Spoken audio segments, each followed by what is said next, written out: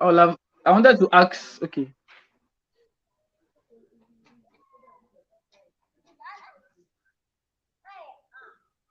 Hello and welcome. It's Kickoff with Jay again. It's doing football analysis the way you love it, and as we promised, and as you always know, we bring to you preview, post-match, match previews, and post-match reviews of games, especially the English Premier League. And we are going to be having an array of exciting games to watch out for right there this weekend. And I'm joined by an exciting football analyst, a very, very knowledgeable one in person of Mohammed. And before he says anything, please do like and subscribe our videos. This is what we do, everything football in general. I'm Mohammed. Welcome to the show as always to talk um, exciting things about the round leather game. Well, the Premier League is back in full force now. The Champions League That's too is back. The FA Cup too is back. So there are so many things to talk about. And what a beautiful weekend we have ahead of us as the Manchester Derby is upon us. It's really, really going to be a fantastic weekend. And if you look at outside the Premier League, there's so many top matches everywhere. The El Clasico too as well. So it's really, really good to be here talking about football and doing what we love doing best. okay. Painful, we can't touch everything right here, but as you said, exciting games outside the English Premier League to watch out for the El Clasico right there, the Milan Napoli game. Exciting games too outside the Premier League, but let's quickly talk about the Premier League in general and let's start. And what other place to start than a London derby right there? Chelsea will be welcoming Brentford. Early kickoff game, and Chelsea after that Bizet showing in the last 20 minutes against Arsenal will be looking to find another win right there at Stamford Bridge. We know a win at Stamford Bridge this as frequent as possible for this Chelsea side that spent as much money to get young quality talent. What do you think about this game coming into it? Well, actually, going before this game, I look at the record and I was surprised by Chelsea's record in the inside the game. Abi.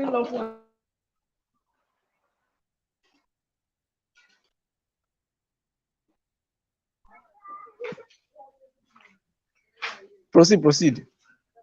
Okay. Before the start of the game, I looked at Chelsea's home record this season. I feel that Chelsea picked up just 5 points from 5 games at home, which is quite not a good record. Chelsea have failed to win in 4 of their last 5 games at home in the Premier League this season. And they welcome the Brentford side, which are a very tricky side. Well, what we saw from Chelsea against Arsenal was fantastic.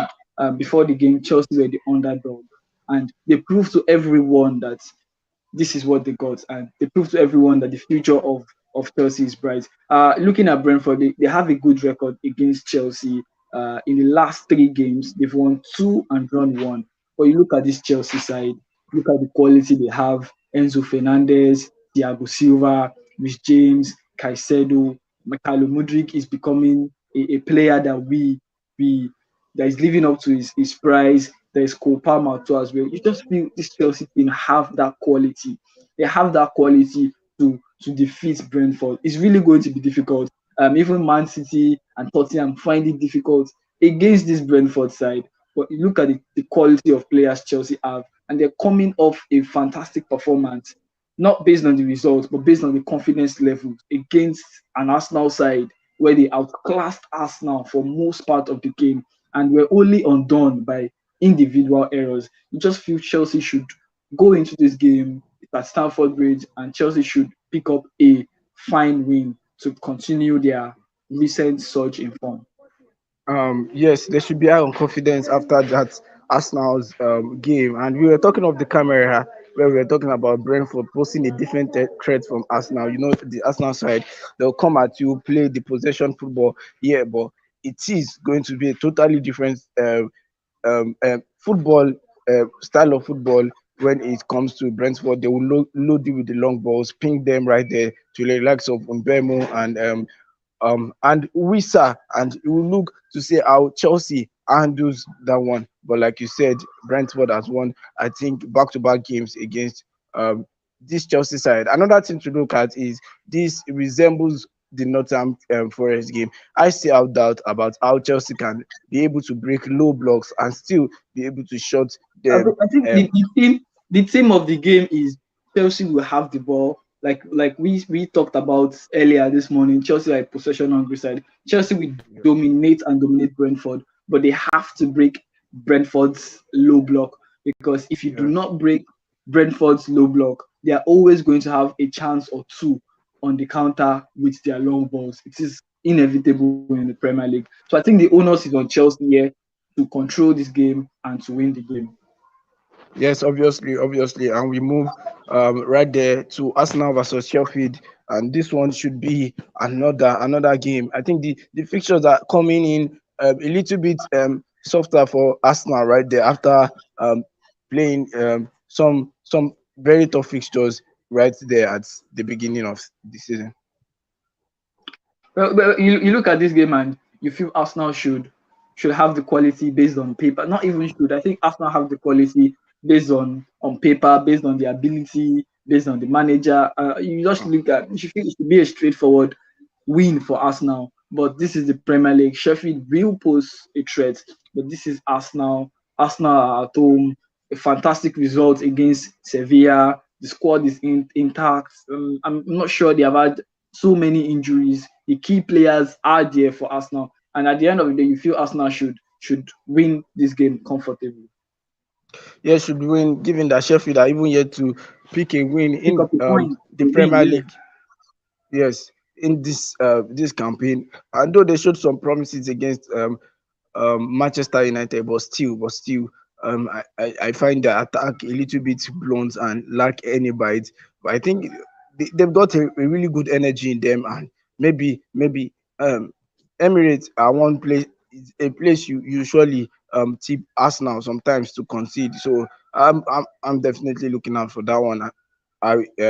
It pans out generally, but Arsenal should get a routine win against Sheffield. And let's quickly move on to Liverpool, and Liverpool will welcome Nottingham Forest. And Nottingham Forest last season, I think, gave Liverpool a hell of trouble, but Liverpool just won. I think the Europa League game ended 5-1 right there. If there's anything I've always talked about this Liverpool side this season, is that the attack generally is one that wins that game most times. And they've been certain doubts about McAllister being played in that deep role, and they've been certain doubts about their defense in general too. But Salah and the rest always look to win the games for this Anfield Giants. And looking at the game yesterday, I think Liverpool rested a lot of key players. Yeah. Salah, Virgil van Dijk, Trent, Diaz, Sabus, like a whole lot of players. And I looked at the lineup that Liverpool put out yesterday, and I just felt that maybe you feel sorry for Nottingham Forest. Coming to Anfield is not a place where any team in the world wants to be. You don't want to play in Anfield. It's one of the most difficult places to go. This Liverpool team are high on confidence. Mohamed Salah is scoring goals for fun, and the field is really going to be a difficult one for Nottingham Forest. But that does not mean Forest cannot pose a threat. They also have threats that they can't pose. But at the end of the day, the Liverpool strength and firepower in the attack will be too much for the Forest side to handle. Yes, will be too much, and the talisman Taiwo Awoniyi you won't be available for that match also, so it makes it much more tricky. But if there's anything this match Liverpool side, like I said, the attack is one that is working for them really well. And let's quickly move on to the big one happening right there, the Manchester United, the Manchester derby, right there at Manchester. Old Trafford, and Manchester United welcome Manchester City, the defending champion of the Premier League. And Manchester City, they've been doing quite well for themselves aside they lost against Wolves in the Premier League, and they got a famous win right there against Young Boys in the UEFA Champions League. And Manchester United too should be high on confidence, given that 9 minutes on Nana save right there to give them their first 3 points in the Champions League. How do you think this game is going to pan out? It is one game I'm looking at. Very, it's going to be a lovely game. And aside that, this is one game I've always known that derby. This is one game I've always known that momentum sometimes isn't going to play a part. And this is one hell of a game. The Manchester United front line have only been able to produce a goal in the Premier League, and we've seen some certain times whereby the likes of the talisman, the captain fantastic Bruno Fernandes have been maybe clueless in some games. How do you think this one will pan out on both sides? Manchester United, welcome, welcome, the so-called noisy neighbors to the Old Trafford. I think first of all, Manchester City are the best team in world football, and any team that comes up against Man City, you are coming up against the best team in the world. And today we could start talking about Man City and the superlatives that this Manchester City have. We could talk about them. Man City are the best team, and we will not finish. They have so much quality across the park, so much quality in this Manchester City side. They've got, and even if Kevin De Bruyne is missing, they've still found a way to play. They've got Erling Haaland, and like I said, I don't really want to talk about Man City, and because everybody knows the quality that this Manchester City side possess and the quality that this Manchester City side have. So looking at it, I like to look at this game from the Manchester United point of view. United have struggled so far this season, and I think almost all the games United have played, bar the game against Crystal Palace, United have struggled. I've always struggled to pick up points. United have struggled to pick up wins, and it's really, really going to be a very difficult game for Manchester United. But then you have to consider the atmosphere. The game is at the Old Trafford, and it is a very, very big factor in derbies like this. It's really, really going to be a very tricky game. It's really, really going to be a very closely contested game. And you kind of look at how the manager Eric Ten Hag will set up in a very everybody expects an Amrabat Casemiro partnership in the midfield because United have been open in midfield throughout the season. I think it will need to lock up shop. But we expect a very, very tight game. Man City have so much quality, and this game will be won on fine details. The smallest of margins will decide this game. I don't think it's going to be a 4-0 win for Man City or a 6-3 win for Man City. I think it's really, really going to be very tight. And I believe that these two teams are going to score. It's going to be a goal affair from United and City, being the fact that City have failed to keep a clean sheet in their last 6 games in all competitions. And I was listening to a TV with Dula FM on Wednesday, just before the Manchester City game, and they were having a bet program. So the guy said, if you have to stake the Young Boys versus Manchester City game, you should stake the home to score. And I, for one, I was surprised that why would you put a home to score in a game where you feel maybe City can keep a clean sheet? But then I think it's the state of City side. They play so much expansive football, and when you play too much expansive football, maybe you concede goals, but it's really going to be a very tight game. What do you think? Very, very, very tight game. Manchester United, like I said, versus Manchester City is one game that is really, really hard to predict because momentum form is always out of the window. But one thing I'm looking out for is that midfield battle. If there's ever going to be one, I think Eric and Hag should look at having numerical advantage, especially in that midfield, given how Manchester United have been easily dominated because of the fact that they lack that cohesiveness in the midfield. But that one will be an exciting one to watch. I think Akoji was on got a red card in their last game, Yeah, so he won't be available for this. But Manchester City still have a plethora of CBs that can come in and do the a they have great so job. many Also, options. yes, yes. Also, aside that, I'm looking at the Manchester United and Manchester City side, looking at how Arsenal nullified them because they didn't have that unpredictability or that eye for a killer pass in which De Bruyne has always given them. So I think if you cut the supply sometimes to Eric Brut Haaland, Manchester City will be caught napping, and let's see how that one goes. But they also have a very, very tricky winger right there, Jeremy Doku. And I was just in this, about to mention, and it will be interesting to see how Diogo Dalot fares against Jeremy Doku. And I think Dalot is a better defender than people give him the credit for. We saw him against Arsenal, against Bukayo Saka, and I think he held his own. He did very well against Bukayo Saka playing from left back. But this is Jeremy Doku, one of the most trickiest wingers in the world. That is another individual battle that will be very interesting to watch. Another one for me is Rasmus Oilund against Ruben Diaz. I think it's going to be a very interesting physical battle. Oilund is the kind of striker that loves to go against defenders aggressively. He's not afraid to have those little tackles and all of that. It's really going to be interesting as well. And you're talking about the midfield battle, and I think Manchester City are going to most likely dominate the midfield against Manchester United. So I think the nature or the shape of this game will be decided by whatever lineup Eric Ten Hag decides to put. So I think that is what will determine the shape of the game. Manchester City have a constant or consistent way of playing. It's up to Manchester United to adapt how the game is going to be. And we look at the 6-3 defeats Manchester United suffered in the hand of Man City last season at the Etihad. United want to play toe to toe with Manchester City. They wanted to go toe to toe with Man City. And if you do not have that quality to play toe to toe with Man City, you get beaten. I think this game will be decided by Eric Ten Hag, his starting lineup. I think that's what is going to decide the kind of game we have. Either we have so an attack versus defense game, or either we have an end-to-end game. so what are you looking at? Do you me? I think he will most likely go with a 4-4-2, um, because of that midfield. I think if he doesn't go with that, he will be overrun in the midfield. But what are your thoughts on what what are the potential things you're looking out for in the SI, and then we'll get your final thoughts and your scoreline.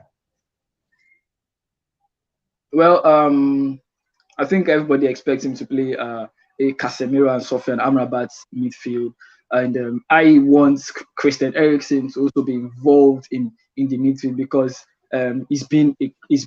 Eriksen is a fantastic footballer, and you look at Manchester United and you feel Eric Ten Hag has been starting Scott McTominay because he's been banging in the goals. And the moment he starts Scott McTominay, he loses control of those games.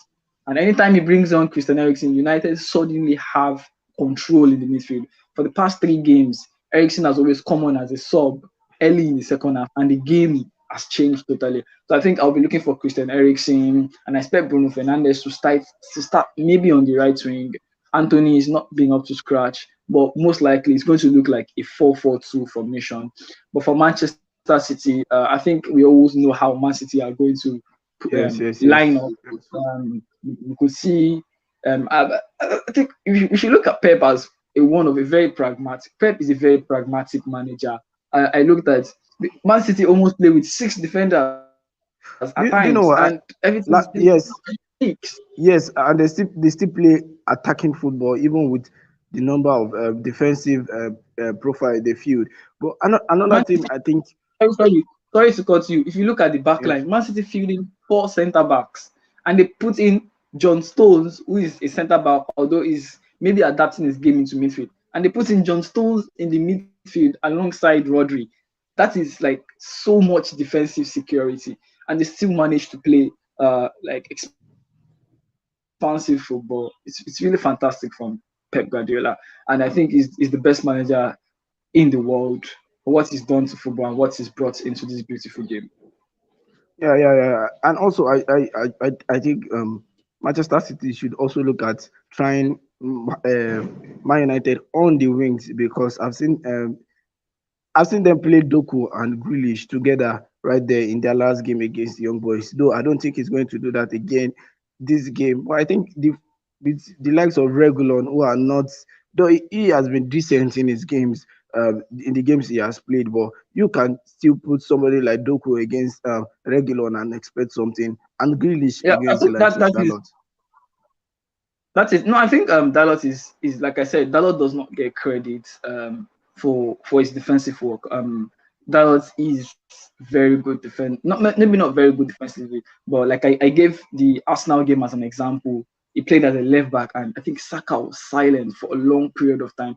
Talking of Regulon, I think if Eric Ten Hag, actually I said this game will be decided by Eric Ten Hag. If Eric Ten Hag decides to start Sergio Regulon, I think that is a problem for Manchester United because he is a liability in defense, but going forward he can add something. So I'm thinking of maybe Victor Lindelof will start for Manchester United at left back. So it's a really really tricky game. It's more like a chess game. You move a pawn and your opponent attack you, and I think it's really really going to be interesting.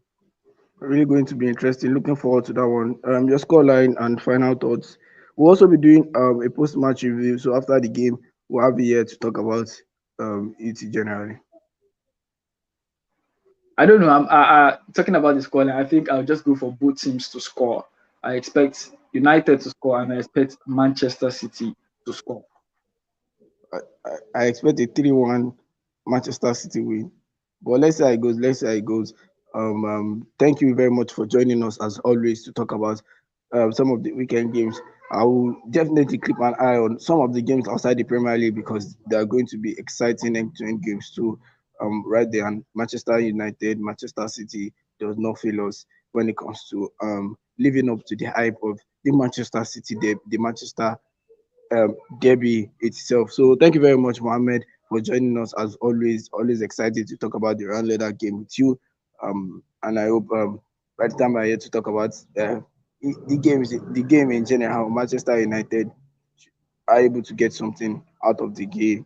And I think that's all we have for today. Please do like and subscribe our video. It's very much important for the growth of this channel overall. I'm Mohammed. Thank you as always. We see Yeah. when we see. Bye.